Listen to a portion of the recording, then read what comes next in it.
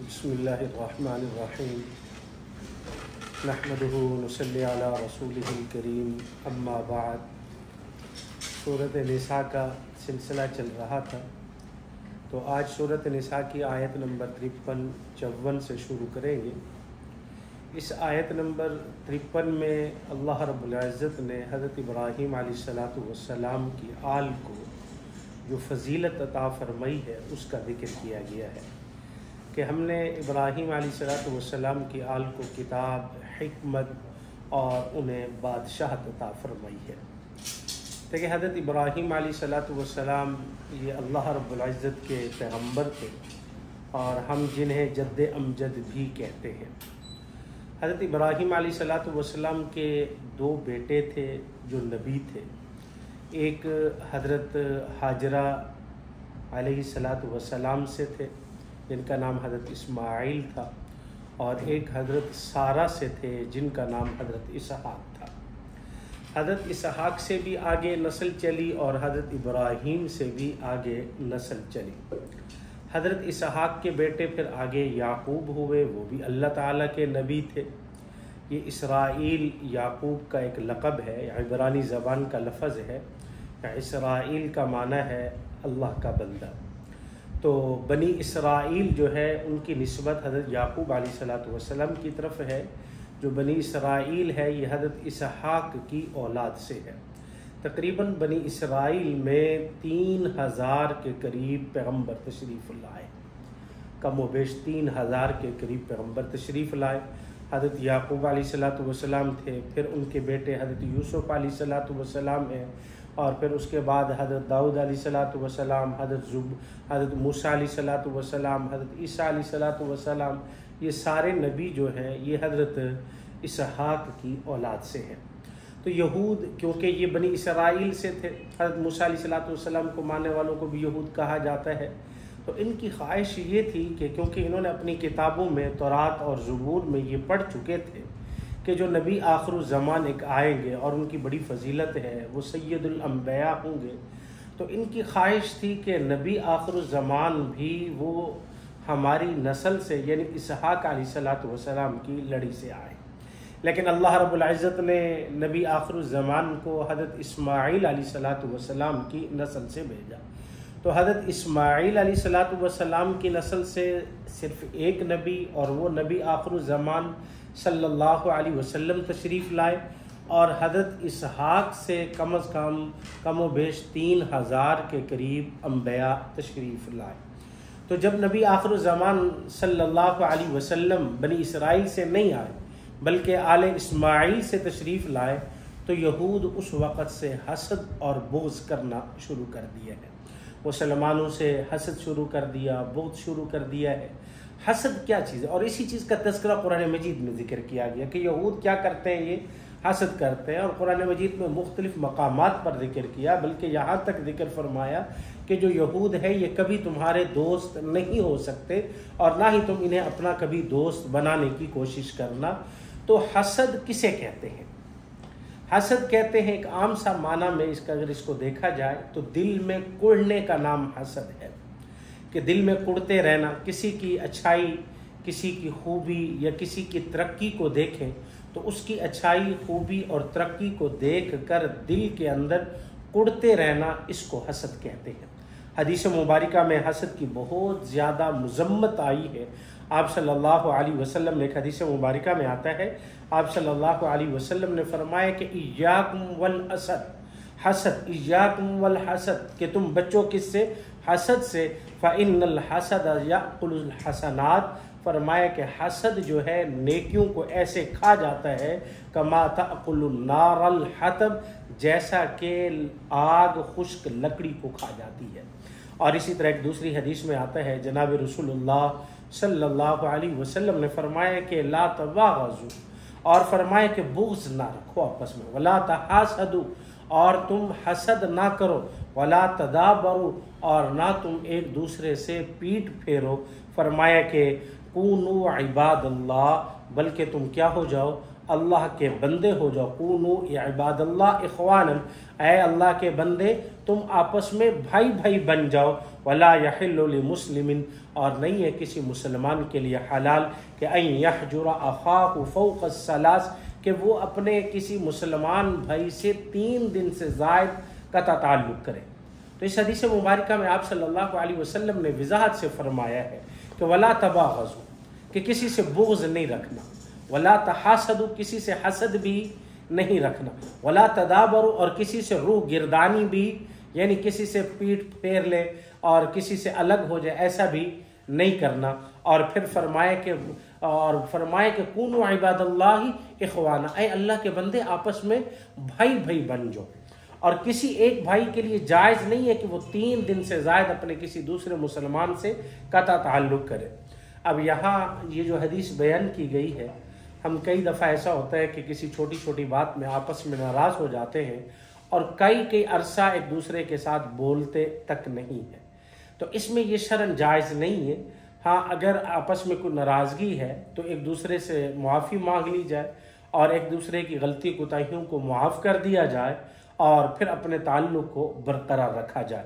और एक दूसरी हदीस मुबारका में आता है, हज़रत ज़ुबैर रज़ी अल्लाह ताला अन्हु इस हदीस के रावी हैं, आप सल्लल्लाहु अलैहि वसल्लम ने फरमाया कि दब्बा इलैकुम दाउल उममी, फरमाया कि तुम पिछली उम्मतों के बेऐन ही कदम पर चलोगे और जो मर्ज उनके अंदर पाई गई है, फरमाया कि वही मर्ज तुम्हारे अंदर भी पाई जाएगी। और वो मर्ज क्या है? वो हसद और बुग़्ज़ है।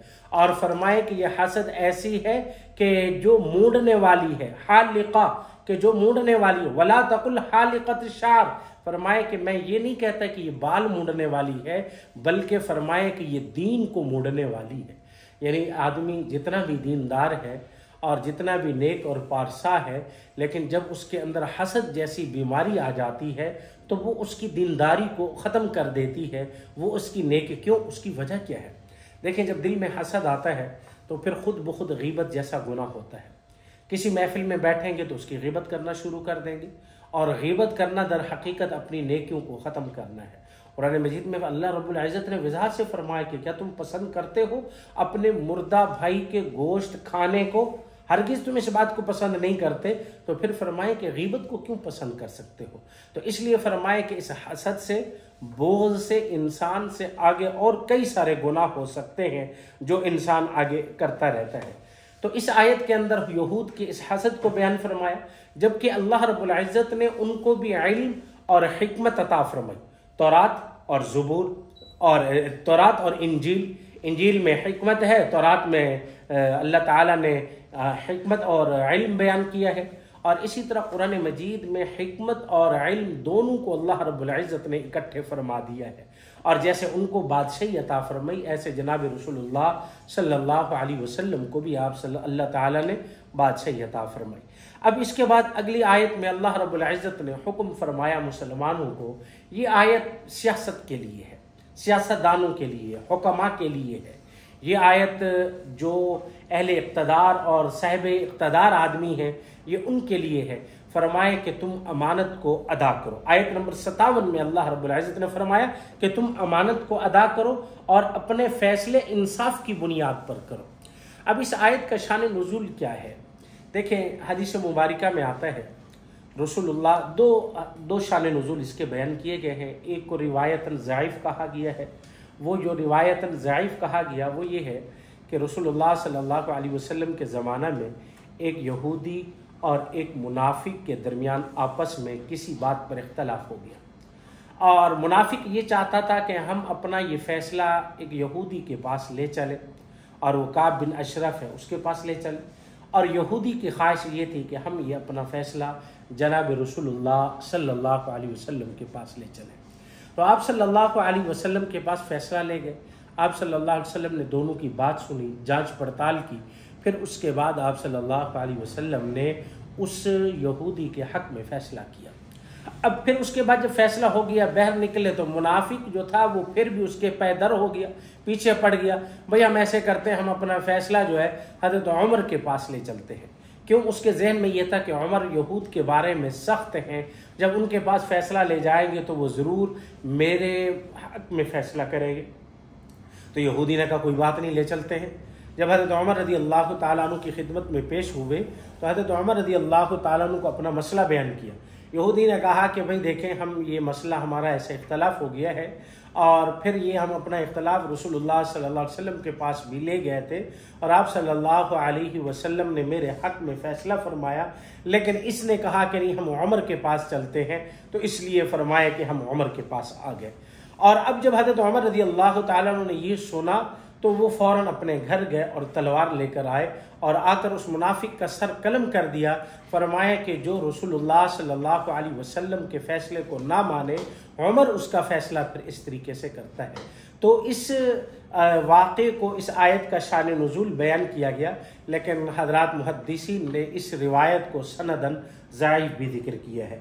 लेकिन जो दर हकीकत इसका शान नुज़ूल जिक्र किया गया है वो ये है कि रसूलुल्लाह सल्लल्लाहु अलैहि वसल्लम बैतुल्ला हिजरत से कबल आप सल्लल्लाहु अलैहि वसल्लम एक दफ़ा बैतुल्ला में तशरीफ़ लाए।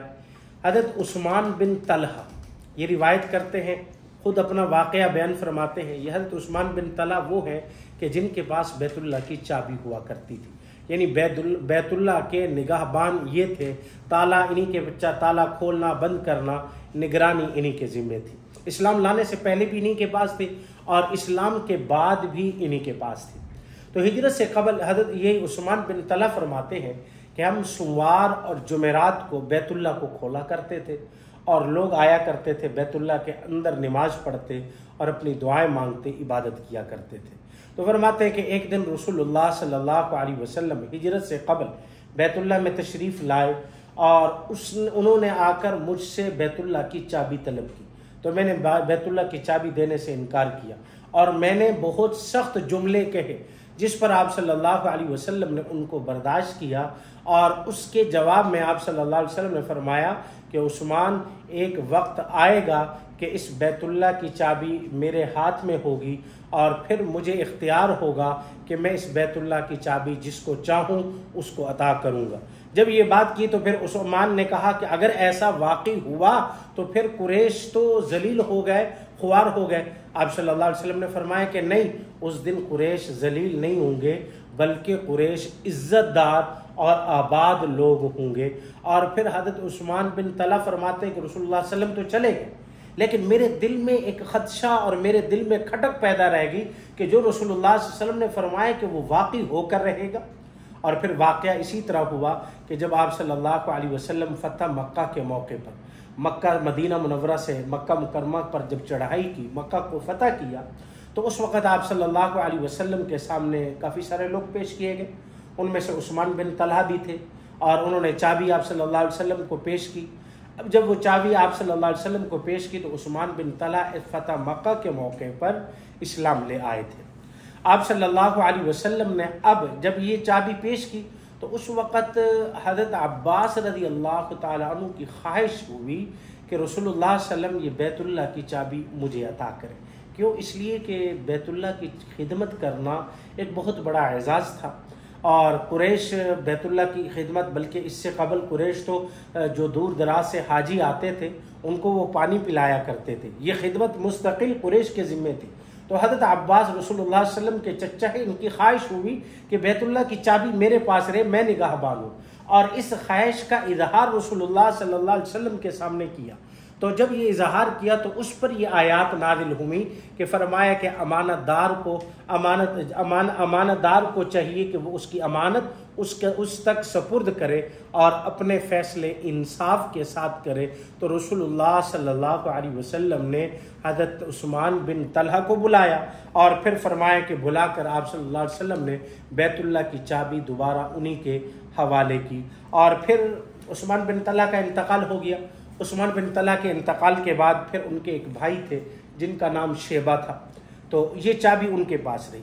तो आज तक जो ये नस्ल जो चल रही है ये उनके भाई के पास ये चाबी की जो सूरत चल रही है वो उन्हीं की नस्ल में चल रही है, उसके अलावा किसी और नस्ल या किसी और ख़ानदान में मुंतकिल नहीं हुई है। अब इसके बाद अगली आयत में अगली आयत में अल्लाह रब्बुल इज़्ज़त ने 3 चीज़ों की इताअत करने का हुक्म फरमाया है। फरमाया कि या अय्युहल्लज़ीना आमनू, ऐ ईमान वालो, अतीउल्लाह, सबसे पहले फरमाया कि अल्लाह की इताअत करो। दूसरे नंबर पर फरमाया कि अतीउर रसूल, किसकी इताअत करो? रसूल सल्लल्लाहु अलैहि वसल्लम की इताअत करो। और तीसरे नंबर पर फरमाया कि उलिल अम्र, जो क्या है, हाकिम है, बादशाह है या गवर्नर है, मिनकुम, तुम में से अपने, उनसे क्या, उनका क्या करो? उनकी इताअत करो। अब यहाँ ज़रा इस बात को देखिए कि इस आयत के अंदर 3 चीज़ों की इताअत का हुक्म दिया, और ये आयत उस वक़्त नाज़िल हुई कि जब रसूलुल्लाह सल्लल्लाहु अलैहि वसल्लम मौजूद थे। ये तो समझ आती है कि अल्लाह की इताअत करनी चाहिए, और फिर उसके बाद फरमाया कि अल्लाह के रसूल की इताअत भी करनी चाहिए। उलिल अम्र से क्या मुराद है? इसमें हज़रात मुफस्सिरीन ने मुख्तलिफ अक़वाल ज़िक्र किए हैं। एक तो ये ज़िक्र किया है कि उलिल अम्र से मुराद हाकिम है, साहिब इक़्तिदार है, जो गवर्नर है, यानी कि आप सल्लल्लाहु अलैहि वसल्लम ने अपने ज़माना में जो मुख्तलिफ इलाकों के गवर्नर सहाबा को बनाकर भेजा था, तो उनकी तरफ खिताब है कि वहाँ के लोगों को चाहिए, ईमान वालों को चाहिए कि उनकी भी क्या करें, इक़्तिदा करें। लेकिन एक बात जहन में रहे कि उलिल अम्र की इक़्तिदा उस सूरत में जायज़ होगी कि जब उनका हुक्म कुरान और सुन्नत के मुताबिक होगा। अगर उनका हुक्म और उनका कानून कुरान और सुन्नत के मुताबिक नहीं है तो फिर मोमिन पर उस पर अमल करना जायज़ नहीं है। वैसे हमारा जो इस मुल्क का कानून है वो इस्लाम के मुताबिक है, कानून इस्लामी लिखा हुआ है, तो इस्लामी कवानीन की पाबंदी करना एक मुसलमान के लिए ज़रूरी है। और बाज़ हज़रात ने फरमाया कि इस उलिल अम्र से मुराद उलमाए रब्बानीयीन, फ़ुक़हा और अहले इल्म रासिखीन हैं, मुजतहिदीन जिसे कहा जाता है। कि देखें, आप सल्लल्लाहु अलैहि वसल्लम का ज़माना और आप सल्लल्लाहु अलैहि वसल्लम के बाद आज तक का ज़माना के मुजतहिदीन जो आए हैं, उन्होंने रसूलुल्लाह सल्लल्लाहु अलैहि वसल्लम के ज़माने के वाक़यात और आप सल्लल्लाहु अलैहि वसल्लम की अहदीस को बुनियाद बनाकर कुछ उसूल बनाए हैं, और फिर उन उसूल के मुताबिक आज के दौर के जिद्दत के मसाइल को उन पर क़यास किया है या उन पर इज्तिहाद किया है। तो फरमाया कि ये भी उलिल अम्र में दाखिल होता है। अच्छा, बात चीज़ें ऐसी होती हैं कि जिसमें क्यों, इसलिए कि देखें हमारे यहाँ जो अदिल्ला शरइया है, अदिल्ला शरइया किसे कहते हैं? अदिल्ला शरइया कहते हैं 4 बुनियादी दलीलें कि जिसकी बुनियाद पर मजहब है, जिसकी बुनियाद पर दीन है। सबसे पहले फरमाया कि इंसान किसी मसले को देखेगा तो किससे देखेगा? कुरान मजीद से देखेगा, और अगर कुरान मजीद में नहीं है तो फिर उसके बाद हदीस रसूल सल्लल्लाहु अलैहि वसल्लम से देखेगा, और अगर हदीस रसूलुल्लाह सल्लल्लाहु अलैहि वसल्लम से नहीं है तो फिर उसके बाद फरमाया कि सहाबा के इजमा से देखेगा, उलमाए उम्मत मुजतहिदीन के इजमा से, और अगर इजमा से नहीं है तो फिर उसके बाद क़ियास से देखा जाएगा। अब देखिए, एक हदीस मुबारका में आता है कि जनाब रसूलुल्लाह सल्लल्लाहु अलैहि वसल्लम ने हज़रत मुआज़ बिन जबल रज़ी अल्लाह ताला अन्हु को एक दफ़ा यमन के इलाके की तरफ आपने भेजा, वहाँ के इलाके की निगरानी करने के लिए। तो आपने फरमाया कि मुआज़, वहाँ जा रहे हैं तो वहाँ आप फैसले कैसे करेंगे, लोगों को अहकामात कैसे बताएंगे? तो हज़रत मुआज़ बिन जबल रज़ी अल्लाह ताला अन्हु ने फरमाया कि मैं सबसे पहले कुरान मजीद को देखूँगा। आपने फरमाया कि अगर कुरान मजीद में ना पाए तो फरमाया कि फिर मैं हदीस रसूलुल्लाह सल्लल्लाहु अलैहि वसल्लम को देखूँगा। फरमाया कि अगर हदीस रसूलुल्लाह सल्लल्लाहु अलैहि वसल्लम को अंदर ना पाए तो फिर हज़रत मुआज़ बिन जबल फरमाने लगे कि मैं खुद उसमें सोचो विचार करूँगा, और सोचो विचार करने के बाद फिर उस पर मैं क्या करूँगा, अमल करूँगा। आप सल्लल्लाहु अलैहि वसल्लम ने हज़रत मुआज़ के सीने पर थपकी दी और फरमाया कि अल्लाह तुम्हारे इल्म में बरकत अता फरमाए। तो ऐसे कई सारे ऐसे वाक़यात हैं, मिसाल के तौर पर जिस पर सहाबा का इजमा है, उम्मत का इजमा है। मिसाल के तौर पर तरावी जमात के साथ पढ़ना है, तरावी की नमाज मर्दों के लिए जमात के साथ पढ़ने का जो हुक्म है। अब देखिए, रसूलुल्लाह सल्लल्लाहु अलैहि वसल्लम ने अपनी ज़िंदगी में तरावी 3 दिन पढ़ी है, और उसके बाद आप सल्लल्लाहु अलैहि वसल्लम ने तरावी जमात के साथ नहीं पढ़ाई। आपने पहले दिन तरावी की नमाज पढ़ी, सहाबा इकराम रिज़वानुल्लाहि अलैहिम अजमाइन इकट्ठे हो गए। आपने दूसरे दिन तरावी की नमाज पढ़ी तो सहाबा को जब पता चलता गया तो और ज़्यादा इकट्ठे हो गए। तीसरे दिन एक जमे गफ़ीर था, तो आप सल्लल्लाहु अलैहि वसल्लम उसके बाद अपने घर से बहर नहीं निकले, और फिर जब आए तो फरमाया कि इस वजह से तरावी की नमाज जमात से अदा नहीं की गई कि मुझे खौफ है कि कहीं मेरी उम्मत पर यह फ़र्ज़ ना हो जाए, और जब फ़र्ज़ हो जाएगी तो फिर क्या हो जाएगी, उम्मत के लिए मुश्किल हो जाएगी। अब उसके बाद आप सल्लल्लाहु अलैहि वसल्लम का इंतकाल हो गया। सैयदना सिद्दीक़ अकबर रज़ियल्लाहु ताला अन्हु का मुख्तसर दौर आया, 2 साल कुछ माह का, और ये 2 साल कुछ माह का ये मानिआइन ज़कात भी उस ज़माने में आए, और उस ज़माने में ख़त्म नबूवत के मुनकरीन भी आए जिसके ख़िलाफ़ जिहाद हुआ। यानी वो मुख्तसर सा ज़माना वो फितनों से निमटने के अंदर गुजर गया। फिर उसके बाद हज़रत उमर बिन ख़त्ताब रज़ियल्लाहु ताला अन्हु का ज़माना आया। तो हज़रत उमर बिन ख़त्ताब ने रमज़ान मुबारक में सहाबा को देखा कि कोई किस कोने में नमाज़ पढ़ रहा है तरावी, कोई किस कोने में तरावी पढ़, अलग अलग सहाबा तरावी पढ़ रहे। तो हज़रत उमर बिन ख़त्ताब रज़ियल्लाहु ताला अन्हु ने तमाम सहाबा को जमा फरमा के उनमें से एक को इमाम मुकर्रर फरमाया, कहा कि आज के बाद तरावी की नमाज आपने जमात के साथ 20 रकात पढ़नी है। अब इस पर सहाबा इकराम रिज़वानुल्लाह अजमाइन ने इजमा फरमाया। यानी मकसद क्या था कि रसूलुल्लाह सल्लल्लाहु अलैहि वसल्लम ने जमात को किस गर्ज से तर्क किया था, इस खौफ से कि कहीं ये फ़र्ज़ ना हो जाए। और अब तो आप सल्लल्लाहु अलैहि वसल्लम बाकी नहीं रहे, क्योंकि हुजूर के होते हुए नुज़ूल का ज़माना था, वहाँ अहकाम नाजिल होते थे, अहकाम का मनसूख होते थे। लेकिन अब जो नाजिल हो चुके हैं वो नाजिल हो चुके हैं, जो फ़र्ज़ बन चुके हैं वो फ़र्ज़ बन चुके हैं, जो फ़र्ज़ नहीं है अब वो फ़र्ज़ दोबारा बन नहीं सकते। तो इसलिए फरमाया कि हज़रत उमर रज़ियल्लाहु ताला अन्हु ने यहाँ ये तरावी का हुक्म दिया और तमाम सहाबा ने इस पर इजमा किया। इसको कहते हैं इजमाए सहाबा। तो अब हमारे दीन में इजमाए सहाबा भी हुज्जत है। और इसी तरह एक मसला और है भैंस का। रसूलुल्लाह सल्लल्लाहु अलैहि वसल्लम, ये चंद मिसालें मैं समझाने के लिए उलिल अम्र के ऊपर दे रहा हूँ। देखिए रसूलुल्लाह सल्लल्लाहु अलैहि वसल्लम के ज़माना में भैंस नहीं थी। ये अफ्रीका का जानवर है। आप सल्लल्लाहु अलैहि वसल्लम का इंतकाल हुआ है 11 हिजरी में, और भैंस जो है अरब में पहली दफ़ा तकरीबन 80 हिजरी में आई। लेकिन सहाबा का दौर है, क्योंकि आखिरी सहाबी का इंतकाल तकरीबन 100 साल के बाद 105 साल तकरीबन ऐसे हुआ है। तो सहाबा का दौर है, ताबिईन का ज़माना भी है और सहाबा किबार भी कुछ मौजूद हैं। तो जब ये आई तो सहाबा और ताबिईन ने देखा कि ये क्या है, कि ये हलाल है या हराम है, क्योंकि कुरान मजीद में तो इसका जिक्र नहीं, कुरान मजीद में तो सिर्फ लफ्ज़ बकरा आता है और उसमें भैंस का जिक्र नहीं है। तो अब फरमाया कि सहाबा ने देखा कि गाय का हुक्म है और गाय की 4 टांगे हैं और ये दूध देती है, वो भी दूध देती है, ये भी चारा खाती है, वो भी चारा खाती है, तो बिल्कुल एक जैसा है।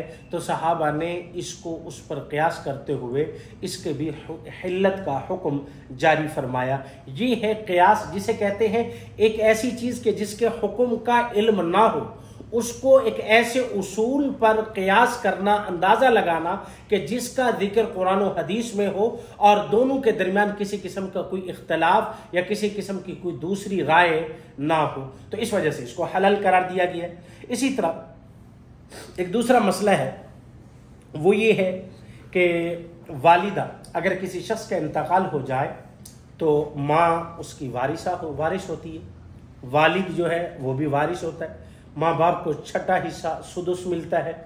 तो अब अगर फरमाया कि किसी शख्स की माँ नहीं है, नानी है, या माँ ने बाप नहीं है, दादा है, तो फिर बाप की मौजूदगी में दादा को मिरास नहीं मिलेगी, और अगर बाप नहीं है तो फिर दादा को क्या मिलेगी, मिरास मिलेगी। तो अब फरमाए कि यहाँ जो मसला ये जिक्र किया गया है कि माँ की मौजूदगी में नानी महरूम है और वालिद की मौजूदगी में दादा क्या है, महरूम है, इसको भी हजरात सहाबा के इजमा से जिक्र किया गया। और ऐसे कई मसाइल हैं। मिसाल के तौर पर एक मसला है तलाक़ रजी का, कि तलाक़ रजी कहते हैं कि जब एक मर्द अपनी बीवी को सरी अल्फाज के अंदर एक तलाक दे, सरी अल्फाज के अंदर, जिसके अंदर सरी अल्फाज ना हो लेकिन उसमें इशारतन किनायतन समझा जाए, वो तलाक़ रजी नहीं बल्कि वो तलाक़ बायना है। मसलन यूँ कहे कि मैंने तुझे आज़ाद कर दिया है, मैंने तुझे छोड़ दिया है, तू दफ़ा हो जा, यहाँ से निकल जा, और इन अल्फाज से नीयत किसकी कर रहा है, तलाक़ की कर रहा है, तो ये तलाक़ बाइन है। और तलाक़ बाइन का हुक्म ये होता है कि इससे निकाह टूट जाता है। और तलाक़ रजी ये है कि सरी अल्फाज में कहे कि मैं तुझे तलाक देता हूँ, एक दफ़ा कहेगा तो एक तलाक होगी, 2 दफ़ा कहेगा तो 2 तलाक़ें, 3 दफ़ा कहेगा तो 3 तलाक़ें। तो अब मसला ये है कि अगर किसी शख्स ने अपनी बीवी को तलाक रजी दी, अब उसके बाद उस औरत ने इद्दत गुजारनी है। अगर उस औरत के पेट में बच्चा है तो उसकी इद्दत वज़ा हमल है, यानी जब तक बच्चा पैदा नहीं होगा उस वक़्त तक उसकी इद्दत, यानी तलाक के 2 दिन बाद अगर बच्चा पैदा हो जाए इसकी इद्दत ख़त्म, और अगर तलाक के 8 महीने बाद 9 महीने बाद बच्चा पैदा हुआ तब उसकी जाके इद्दत क्या होगी, ख़त्म होगी। लेकिन फरमाया कि अगर कोई ऐसी औरत है कि जिसको माहवारी आती है, अब उसकी इद्दत 3 माहवारियाँ हैं। तो फरमाया कि अब हुक्म ये है कि इद्दत के दौरान इस औरत का खर्चा किसके ज़िम्मे है, वालिदैन के ज़िम्मे है या इसके शोहर के ज़िम्मे है। फरमाया कि इद्दत तलाक रजी की सूरत में इद्दत के दरमियान सुकना और नफ़का, सुकना कहते हैं रिहाइश को, नफ़का कहते हैं खर्चे को, वो भी शोहर के ज़िम्मे है। मिसाल के तौर पर अगर ये किराए के मकान पे रह रहे थे तो उसका रेंट पहले शोहर दे रहा है, अब उसके बाद शोहर वहाँ से चला गया तलाक दे के, और बीवी इद्दत के दौरान, जब तक वहाँ इद्दत के दौरान 3 मंथ रहेगी तो इसका खर्चा शोहर के ज़िम्मे होगा, बीवी के ज़िम्मे नहीं होगा। तो फरमाए कि ये मसला भी किससे साबित है, इजमा से साबित है। तो आगे फरमाए कि यहाँ तो ये 3 हुक्म फरमाए कि अल्लाह की इताअत करो, अल्लाह के रसूल की इताअत करो, और किसकी, उलिल अम्र की, यानी अहले इक़्तिदार, यानी इसका मतलब क्या, अहले इक़्तिदार की, उलमाए रब्बानियीन की क्या की जाए, इक़्तिदा की जाए। अब देखें अहले इक़्तिदार को और अहले इल्म को इतनी ज़्यादा अहमियत क्यों दी गई। देखिए हदीस मुबारका में आता है, रसूलुल्लाह सल्लल्लाहु अलैहि वसल्लम ने फरमाया, सिनफानी उम्मती, मेरी उम्मत के 2 गिरोह ऐसे हैं, इज़ा सलहू सलहन्नास, इज़ा फसदू फसदन्नास। फरमाया कि अगर ये दुरुस्त हो जाए तो सलाहू सलाहन्नास, सारे के सारे लोग क्या हो जाएंगे, दुरुस्त हो जाएंगे। इज़ा फसदू फसदन्नास, अगर ये बिगड़ जाएं तो सारे के सारे क्या हो जाएंगे, लोग बिगड़ जाएंगे। फरमाया कि एक अहले इक़्तिदार तबका और एक अहले इल्म तबका। क्यों, इसलिए कि इन्हीं 2 तबकों ने कौम और उम्मत और मिल्लत को आगे लेकर चलना होता है, इन्होंने कौम और मिल्लत की रहनुमाई करनी होती है। इसलिए फरमाया कि अगर कुरान मजीद में भी इन्हीं का जिक्र आया, और फिर इसके बाद अगली आयत में अल्लाह रब्बुल इज़्ज़त ने फरमाया कि अगर तुम्हारा आपस में झगड़ा हो जाए तो अब तुमने क्या करना है। फरमाया कि तुम्हारा आपस में झगड़ा हो जाए तो अब तुमने अल्लाह और उसके रसूल सल्लल्लाहु अलैहि वसल्लम की तरफ क्या करना है, रुजू करना है। फ़इन तनाज़अतुम, अगर तुम्हारा क्या हो जाए, झगड़ा हो जाए, फी शैइन, किसी शय के अंदर, फरुद्दू इलल्लाहि व रसूली, फरमाए कि तुम बस फौरन लौटो अपने मामले में किसकी तरफ, अल्लाह और उसके रसूल की तरफ। इन कुंतुम तुमिनून बिल्लाह, फरमाए कि अगर तुम ईमान रखते हो किस पर, अल्लाह पर, वल यौमिल आखिर, और क़यामत के दिन पर, ज़ालिका खैर, यही काम, यानी क्या मतलब, जब झगड़ा हो जाए, किसका झगड़ा हो जाए। अब इस पर हज़रत मुफस्सिरीन ने लिखा है कि जब अवामुन नास और अहले इक़्तिदार तबके का आपस में किसी बात के अंदर झगड़ा हो जाए तो अब फरमाया, या उलिल अम्र या अवामुन नास का किसी बात पर झगड़ा हो जाए तो अब उनको किसकी तरफ रुजू करना चाहिए, अल्लाह और उसके रसूल की तरफ। ज़ालिका खैर, ये क्या है, बेहतर है, व अहसन तावील, और फरमाए कि ये बेहतरीन क्या है, बहुत अंजाम के एतबार से बहुत अच्छा है। अंजाम के एतबार से यानी क्या मतलब कि जब किसी के दरमियान झगड़ा हो और झगड़े की सुलह की जब बुनियाद इंसाफ पर हो तो वो फिर सुलह जो होती है हमेशा कायम रहती है।